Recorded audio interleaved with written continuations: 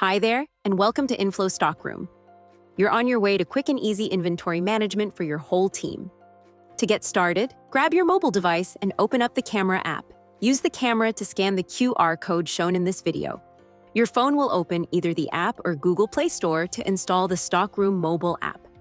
Once installed, go back to the Stockroom web app and select Next on the setup checklist. Now it's time to log in. On the Stockroom app, tap Scan to log in. Then scan the QR code on your Stockroom homepage. Your phone will connect to your Stockroom account and your name will appear on the list of Stockroom users.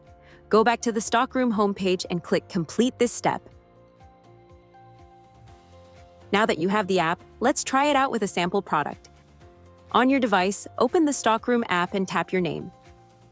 Scan the color ink cartridge QR code from the Stockroom homepage, then tap Scan Out to scan how many you'd like to remove.